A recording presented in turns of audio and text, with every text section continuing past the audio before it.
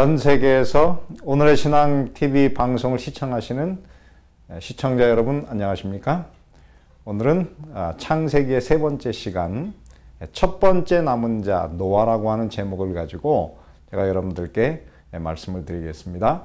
우리 다 같이 창세기 6장 1절부터 9절에 있는 말씀을 가지고 시작을 해보도록 하겠습니다. 사람이 땅 위에 번성하기 시작할 때에 그들에게서 딸들이 나니 하나님의 아들들이 사람의 딸들의 아름다움을 보고 자기들의 좋아하는 모든 자로 아내를 삼는지라. 여호와께서 가라사대 나의 신이 영원히 사람과 함께하지 아니하리니 이는 그들의 육체가 됨이라. 그러나 그들의 날은 120년이 되리라 하시니라. 당시에 땅에 네피림이 있었고 그 후에도 하나님의 아들들이 사람의 딸들을 취하여 자식을 낳았으니 그들이 용사라 고대의 유명한 사람이었더라. 여호와께서 사람의 죄악이 세상에 관여함과 그 마음의 생각의 모든 계획이 항상 악할 뿐임을 보시고 땅 위에 사람 지으셨음을 한탄하사 마음에 근심하시고 가라사대 나의 창조한 사람을 내가 지면에서 쓸어버리되 사람으로부터 육축과 기는 것과 공중의 새까지 그리하리니 이는 내가 그것을 지었음을 한탄함이니라 하시니라. 그러나 노아는 여호와께 은혜를 입었더라. 노아의 사적은 이러하니라. 노아는 의인이요 당세의 완전한 자라. 그가 하나님과 동행하였으며.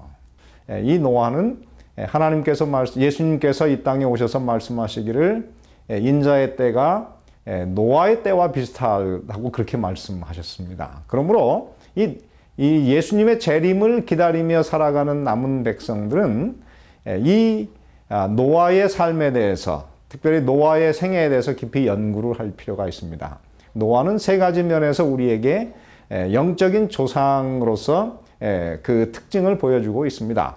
첫 번째, 노아는 어떤 사람이냐면은 이 세상에서 첫 번째 남은 자입니다. 그래서 이 남은 자라고 하는 것은 이전에 악한 사람들 가운데에서 하나님께서 구해내시고 그를 통해서 새로운 일을 시작하는 사람인데요. 성경 창세기 7장 23절에 보면 이런 기록이 있습니다. 지면의 모든 생물을 쓸어버리시니 곧 사람과 짐승과 기는 것과 공중의 새까지라. 이들은 땅에서 쓸어버림을 당하였으되 홀로 노아와 그와 함께 방주에 있던 자만 남았더라. 성경에 남은 자라고 하는 단어가 구약 신약에 계속적으로 등장합니다. 이 남은 자라고 하는 것은 끝까지 하나님 편에 있는 신실한 사람이라는 뜻도 있고 또 오늘 이 본문처럼 모든 것이 다 하나님에 의해서 쓸어버림을 당했지만은 끝까지 남아있는, 살아남아있는 그런 뜻도 되고 또 다른 면에서는 정말 하나님께서 원하시는 구원받을 유일한 백성인 남은 자라고 하는 뜻도 이 말씀 속에 들어있습니다. 근데 성경에 그렇게 많이 나와 있는 그 남은 자라고 하는 단어의 그 첫 번째 그 단어가 동사형으로 샤르. 그런데 거기서 이제 그 남은 자라고 하는 단어가 나왔는데 이곳에 처음으로 남았다라고 하는 단어가 이곳에 표현이 되어 있습니다. 그러므로 노아는 노아 방주 때에, 노아 홍수 때에 모든 세상에 코로 숨을 쉬는 모든 것이 다 죽었지만은 노아와 그의 8 식구가 유일하게 남은 사람이었습니다. 로마서 9장 28절에 보면 이스라엘 뭇 자손의 수가 바다 모래와 같을지라도 오직 남은 자만 구원받으리라고 했으므로 유일하게 구원받을 사람이 바로 남은 백성입니다. 그러므로 우리는 이 세상에서 이 마지막 시대를 살아갈 때 구원받기 위해서 우리는 남은 백성이 되어야 됩니다. 두 번째, 노아는 그 이름이 안식 혹은 안위라고 하는 그 이름의 뜻을 가지고 있습니다. 그래서 창세기 5장 28절에 보면 라멕은 182세의 아들을 낳고 이름을 노아라 하여 가로되 여호와께서 땅을 저주하심으로 수고로 일하는 우리를 이 아들이 안위하리라 하였더라. 이 세상의 죄로 인해서 너무너무 고통스럽고 힘든 삶을 살아가는 이 세상 사람들에게 하나님께서 노아를 통해서 쉼과 안식을 주시겠다고 이렇게 말씀하고 계십니다. 오늘 이 세상에 살아가는 모든 사람들은 죄로 인해서 많은 고통과 힘든 삶을 살아가고 있습니다.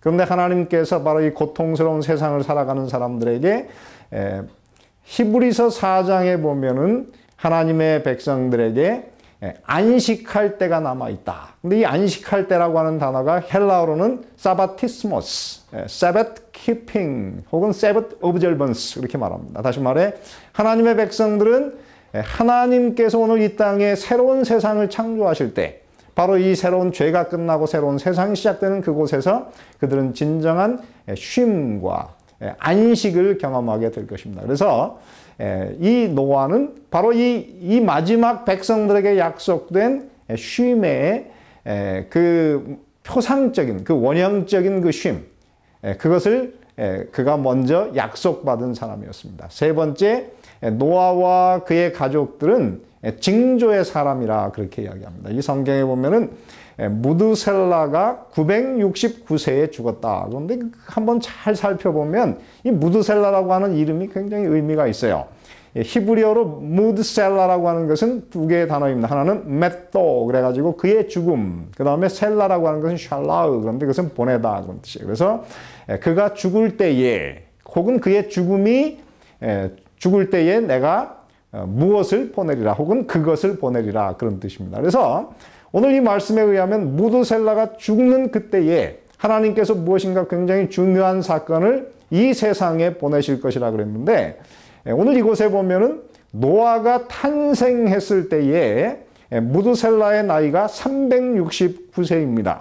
그러므로 369에다가 노아 홍수가 일어났던 노아가 600세 되던 해에 홍수가 일어났으므로 실제로 노아 홍수가 일어난 것은 무드셀라가 죽었던 969년 무드셀라가 죽었던 969세 그 해에 하나님께서 이 땅에 홍수를 보내셨습니다.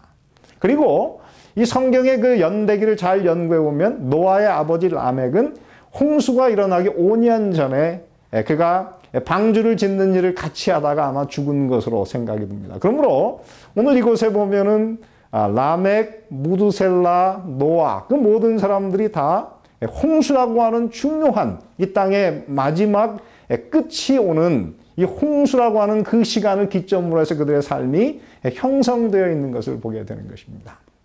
그러므로 노아와 그의 가족은 징조의 사람이었습니다. 즉 그들의 삶을 통해서 이 세상의 마지막이 세상 사람들에게 보여진 것입니다. 그러므로 오늘 이곳에 보면은 노아라고 하는 사람은 세 가지 중요한 특징을 가지고 있습니다. 하나는 그가 이 땅에 있는 첫 번째 남은 백성, 첫 번째 구원받은 사람이었고 두 번째 그는 이 땅에서 최초의 안식의 축복을 받은 사람이었고 마지막 세 번째는 그는 마지막 이 종말을 이 땅에 가져온 징조의 사람이라고 하는 것입니다. 그러므로 노아는 오늘 우리 시대에게 우리에게 굉장히 중요한 그런 사람입니다.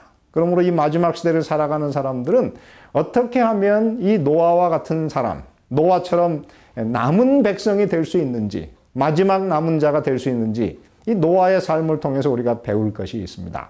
오늘 성경에 의하면은 노아는 세 가지 면에서 오늘 우리에게 대단히 중요한 교훈을 주는 그런 사람입니다.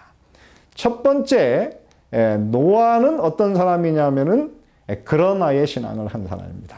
노아와 같은 남은 무리가 되려고 하면은 우리는 그러나의 신앙을 해야 합니다. 창세기 6장 8절에 보면 그러나 노아는 여호와께 은혜를 입었더라 그렇게 이야기했어요. 하나님의 아들들이 사람의 딸들의 그 아름다운 것을 보고 그들이 좋아하는 모든 자로 아내를 삼았다 그렇게 이야기를 합니다. 근데 여기서 아내를 삼았다고 하는 것은 그저 한 번 결혼한 것 같지만은 이 말씀을 해석하는 성경에 보면은 뭐라고 이야기를 하느냐면 이렇게 이야기를 하고 있습니다.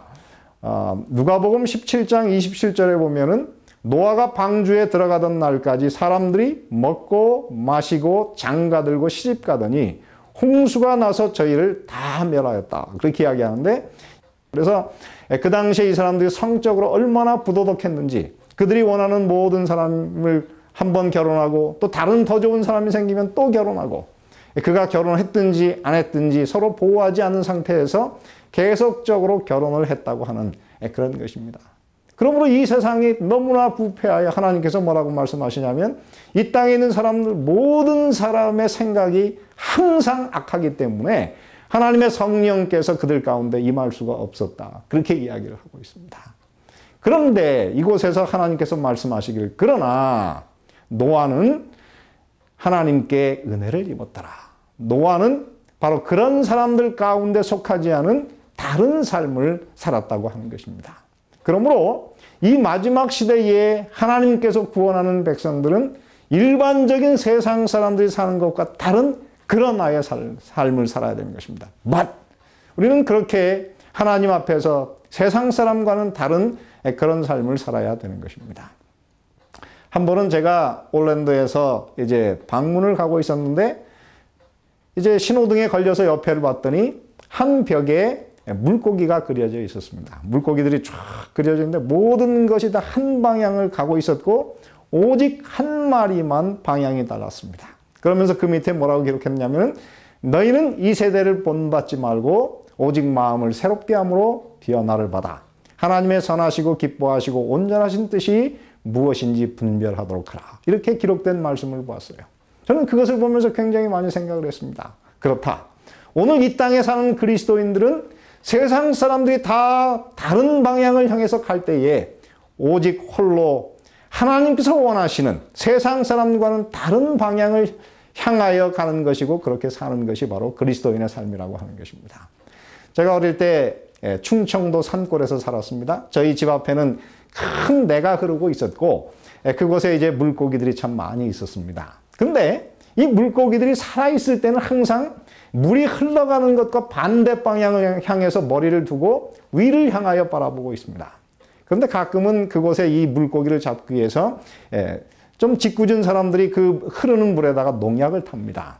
그러면 농약이 뿌려진 지 불과 5분도 안 돼가지고 그 위를 향하여 머리를 대고 서 있던 물결을 반대로 있던 그 물고기들이 다 배를 드러내고 밑을 향하여 떠내려갑니다.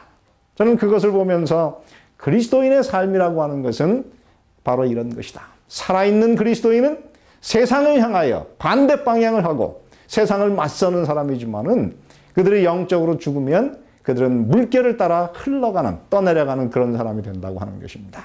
그러므로 오늘 이 방송을 시청하시는 우리 모든 시청자 여러분께 부탁을 드립니다. 우리의 삶이 그리스도의 은혜를 따라서 그러나 우리는 세상 사람과 다른 현격히 다른 그런 거룩하고 순결한 그리스도인의 삶을 사시게 되기를 간절히 바랍니다. 오늘 이곳에 보면 남은 무리가 되면 의인이 되어야 한다고 하는 것입니다. 그래서 창세기 6장 9절에 보면 노아의 사적은 이러하니라 노아는 의인이요 당세에 완전하다. 그렇게 이야기했습니다. 이 노아를 이 성경을 기록한 모세가 평가하기를 그는 의인이라고 그랬습니다. 그래서 에스겔서 14장 18장에 보면은 이 세상을 살아간 구약시대를 살아간 세 명의 대표적인 의인이 있었습니다. 노아, 욥, 그리고 다니엘이라고 했는데 그렇게 이 노아는 거룩하고 순결한 삶을 살았습니다. 그런데 성경에 보면 참 재밌습니다. 성경 창세기 7장에 보면은 7장 1절에 이렇게 기록하고 있어요. 여호와께서 노아에게 이르시되 너와 내 온 집은 방주로 들어가라. 내가 이 세대에 내 앞에서 의로움을 내가 보았음이니라. 그렇게 기록하고 있습니다. 오늘 성경은 참 재밌습니다. 이 말씀이 하나님께서 사람을 향하여 하신 말씀인데 뭐라 그랬냐면은 내가 이 세대에 내 앞에서 의로움을 하나님께서 보셨다. 그렇게 말씀하고 계시는 것입니다.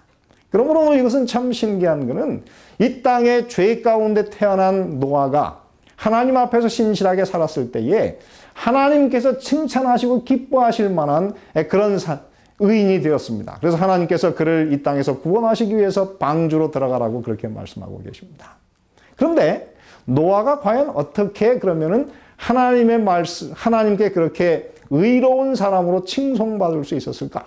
이 성경 창세기에 보면은 4번이나 노아가 하나님의 명령에 100% 순종한 그런 사람이라고 기록하고 있습니다. 성경에 보면은 이렇게 기록하고 있습니다. 창세기 6장 22절에 보면 노아가 그와 같이 하되 하나님이 자기에게 명하신 대로 다 준행하였다라고 기록하고 있습니다. 하나님께서 노아에게 방주를 어떻게 지을 것인지 그 모든 그리고 방주를 위해서 무엇을 집어넣어야 되고 어떻게 준비를 해야 될지를 하나님께서 말씀하셨는데 노아는 하나님이 자기에게 명하신 모든 것을 다 준행하였다고 기록하고 있습니다. 창세기 7장 5절에도 이렇게 기록하고 있습니다. 노아가 여호와께서 자기에게 명하신 대로 다 준행하였다. 그런데 창세기 7장 9절에도 똑같은 말씀이 있어요. 하나님이 노아에게 명하신 대로. 그런데 이번에는 어떻게 기록하느냐 하면은 암수 둘씩 노아에게 나와 방주로 들어갔다. 창세기 7장 16절에도 들어간 것은 모든 것의 암수라. 하나님이 그에게 명하신 대로 들어가매 여호와께서 그를 닫아 넣으시니라. 이렇게 말씀하세요. 그러므로 노아가 하나님 앞에 의인이 되었던 것은 그는 하나님을 신실히 섬기면서 하나님의 모든 명령을 하나님께서 말씀하신 대로 그대로 순종하였다고 합니다. 예, 의인은 하나님의 명령을 순종하는 사람이에요. 그런데 놀라운 것은 창세기 7장 9절과 창세기 7장 16절에 보면 모든 짐승들도 하나님께서 노아에게 명하신 대로 그 짐승들이 일제히 노아 방주로 들어갔다고 하는 것입니다. 한번 생각을 해보시기 바랍니다. 노아가 이제 방주를 다 지어놨어요. 사람들이 이제 다 바라보고 있습니다. 과연 이 방주에 짐승들이 탈 것인가? 그런데 갑자기 저쪽에서 이상한 소리가 납니다. 수천 마리의 짐승들이 하나님께서 명하신 대로 부정한 것은 2쌍, 정결한 것은 7쌍씩 노아에게 질서정연하게 나와서 방주 안으로 쫙 들어가는 모습을 봅니다. 얼마나 감동적이었을까요? 그리고 잠시 후에는 하늘이 검해졌습니다. 수천 마리의 새들이 다시 정결한 것은 7쌍, 부정한 것은 2쌍씩 다 짝을 맞춰가지고 방주 안으로 일제히 들어가는데 그것은 굉장한 장관이었습니다. 많은 사람들이 아마 그것을 보면서 노아의 말이 맞지 않았을까? 이제라도 방주에 들어가는 것이 옳지 않을까? 그렇게 생각했을지 모르겠어요. 그런데 그들이 주저하는 순간에 하나님께서 방주의 문을 닫아 넣으시고 더 이상 그들에게는 기회가 없다고 그렇게 기록되어 있는 것입니다. 그렇습니다. 오늘 이 땅에서 하나님의 백성들, 하나님의 진실한 의인들은 하나님의 말씀을 순종하는 사람입니다. 제가 한 번은 목회를 할 때 저희 교인들이 이제 이 구제 자금을 얻기 위해서 포도즙을 교회에서 만들어 가지고 그것을 판매했습니다. 그래서 2주 동안 포도즙을 만들어서 저희들이 한국에서 한 400만 원 정도의 이익금을 내게 되었어요. 굉장한 성공을 거뒀어요. 그런데 이제 그 일을 다 마친 다음에 여수석 집사님이 그곳에 수고하신 우리 집사님들에게 이제는 우리가 공짜로 여기서 그냥 여러분들에게 무료로 포도즙을 만들어 드릴 테니 한 박스씩 포도를 사오십시오. 그래서 이제 포도를 다 사왔습니다. 근데 다 사서 그것을 이제 다 씻어서 한 솥에 넣고 끓여가지고 포도주를 만들었는데 문제는 그곳에서 그 포도즙을 가져갈 사람은 5명인데 처음 아주 좋은 극상품 포도즙은 20병만 나왔어요. 그리고 그것이 끝난 다음에 다시 이제 한번 짠 것에다가 물을 붓고 다시 짜가지고 5병에 이제 조금 그 질이 좋지 않은 포도즙을 얻게 되었습니다. 어떻게 할 것인가? 그래서 이제 고민을 이제 하고 있는데 그때 그 여수석 집사님이 말씀하시기를 목사님이 제일 힘이 세시니까 이거를 좀 다 우리 교인들에게 배달을 해 주십시오. 이제 이걸 어떻게 배달을 해야 할까 고민하고 있는데 그때 저희 교회를 가장 오래 다니신 한 여집사님께서 저에게 다가오시더니 저한테 하시는 말이 저 질이 좋지 않은 포도즙은 저희 집에 절대로 가져오지 마십시오. 그렇게 말씀을 하시는 것입니다. 제가 그 이야기를 들은 다음에 굉장히 실망을 했어요. 하나님을 오래 섬긴 사람이면 더 변화되고 더 순결하고 하나님께 가까울 줄 알았는데 그렇게 되지 않은 모습을 보면서 저는 마음속에 많은 생각을 하게 되었습니다. 나는 목사로서 과연 하나님을 신실하게 섬긴다고 하면서 정말 백성들 앞에 손해보고 양보할 수 있는 변화된 그런 사람으로서 살아가는가. 제가 그 이후에 그 교훈을 항상 잊지 않으면서 항상 하나님의 백성, 하나님의 사람은 양보하고 하나님 뜻대로 사는 것이다. 그것을 항상 잊어버리지 않고 살아가려고 애를 쓰고 있습니다. 마지막으로 오늘 이곳에 보면은 이렇게 이야기하고 있습니다. 구원받는 하나님의 백성이 되려면 하나님과 동행해야 된다고 하는 것입니다. 창세기 6장 9절에 보면 노아는 완전할 뿐만 아니라 의인일 뿐만 아니라 그가 하나님과 동행하였다. 그렇게 기록하고 있어요. 창세기 5장에는 그곳에 에녹이 하나님과 아들을 낳은 후에 300년을 하나님과 동행하였다고 기록했고, 그가 동행하다가 하나님께서 문을 열어주어서 그가 걸어서 하늘나라에 들어간 거룩한 하나님의 자손, 하늘나라에 들어간 첫 번째 사람이 되었다고 하는 것입니다. 그러므로 이 땅에서 하늘나라에 들어가는 사람들은 이 땅에서 하나님과 동행하는 삶을 살아야 합니다. 그런데 하나님과 동행하는 것이 그렇게 쉽지 않습니다. 왜냐하면 저도 결혼해서 살지만은 이 결혼을 오래 같이 하려고 하면은 저하고 저희 집사람의 생각이 같아야 되는 것입니다. 그래서 아모스 3장 3절에 보면 이렇게 기록하고 있습니다. 두 사람이 의합치 못하고야. 즉 의견이 합쳐지지 않고야 어떻게 동행하겠느냐. 그러므로 이 땅에서 하나님과 동행하는 사람은 늘 하나님과 같은 마음을 가지고 살아야 되는 것입니다. 성경에 또 이런 말씀이 있습니다. 이 히브리 성경을 헬라 성경으로 번역한 70인역에는 그곳에 하나님과 동행했다는 말이 없어요. 왜냐하면은 이 그 헬라 그 70인역 성경은 신인 동형 동성설 엔트로포멀피즘이라고 하는 것을 싫어해가지고 하나님이 사람처럼 그렇게 행동하는 것을 기록하는 것을 의식적으로 피했습니다. 그래서 하나님과 동행했다고 하는 표현을 뭐라고 바꿨느냐면 그들은 하나님을 기쁘시게 했다. 이렇게 표현하는데요. 바로 이 표현이 히브리서 11장 5절 6절에 그렇게 기록하고 있습니다. 믿음으로 에녹은 죽음을 보지 않고 옮기었으니 하나님이 저를 옮기우심으로 다시 보이지 아니하니라. 저는 옮기우기 전에 하나님을 기쁘시게 하는 자라는 증거를 받았느니라. 히브리서 11장 6절에도 믿음이 없이는 기쁘시게 못하나니. 그렇습니다. 하나님과 동행한다고 하는 것은 하나님을 기쁘시게 하는 삶입니다. 저희가 이 땅에서 살면서 나의 기쁨을 위해서 사는 것이 아니고 하나님을 기쁘게 하는 삶. 하나님께서 행복하게 원하시는 삶을 사는 것. 그것이 진정한 하나님과 동행하는 그리스도인의 삶인 것입니다. 제가 한 번은 목회를 할 때 저희 교회에 정말 저희하고 나이도 비슷하면서 아주 신실한 그런 여집사님이 계셨습니다.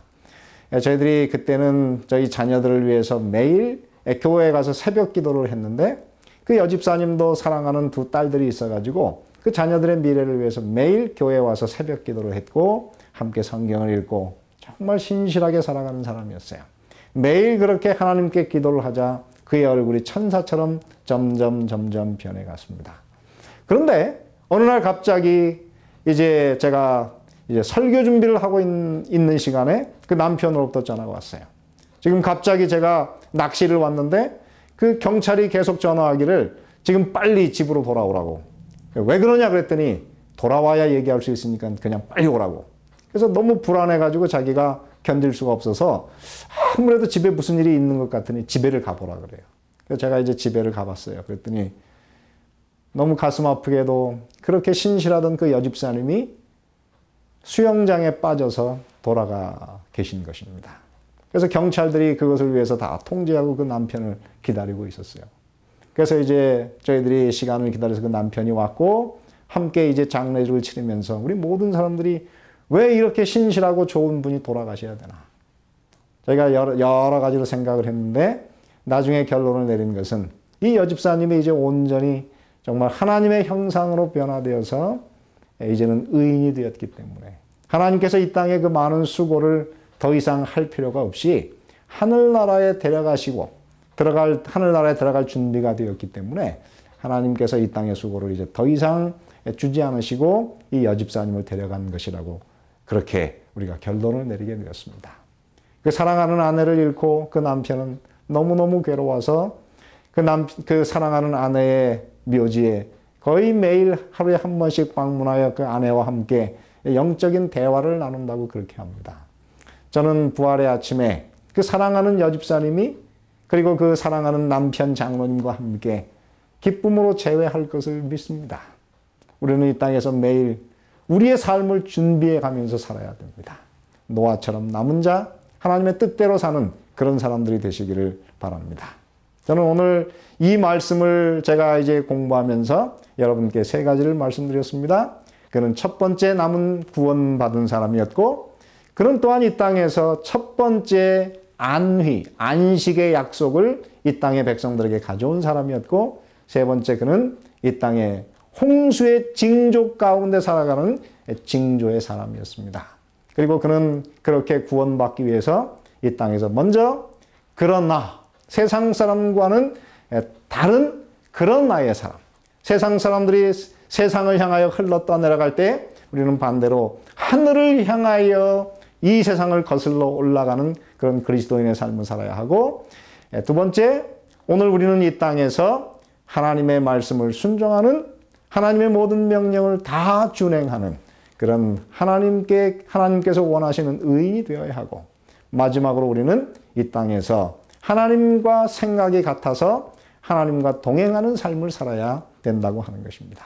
그러므로 오늘 우리는 이 땅에서 하나님을 기쁘시게 하는 자, 동행하는 것은 하나님을 기쁘시게 하는 삶을 사는 것입니다. 이런 삶을 사시면서 늘 하나님과 이 땅에서 행복하게 동행하시다가 우리 예수님 오실 때에 하늘나라로 들림을 받는 구원받은 거룩한 백성들이 되시기를 바라면서 오늘 말씀을 마치겠습니다. 은혜로운 시간 되셨습니까? 더 깊은 말씀 연구를 위해서 저희 오늘의 신앙TV 방송은 메시아라는 책자를 무료로 준비했습니다. 우리의 소망 되시는 예수님의 전생애를 다룬 이 책은 이미 오래전에 미국 국회의사당 도서관에 예수님의 생애에 대해 가장 탁월하게 묘사한 책으로 선정하여 보관하고 있습니다. 이 책은 세계 거의 모든 나라에서 읽혀지고 있는 베스트셀러인데, 이 책을 인기 작가인 제리 토마스가 현대적인 감각과 언어로 좀 더 간결하게 정리하여 메시아라는 책으로 새롭게 내놓았습니다. 이 책을 통하여 예수님의 교훈의 의미와 시대를 뛰어넘는 놀라운 영적 통찰력을 얻게 될 것입니다. 저희 방송에서는 이 책자를 무료로 보내드려오니 전화 562-405-2806번으로 전화 주시기 바랍니다.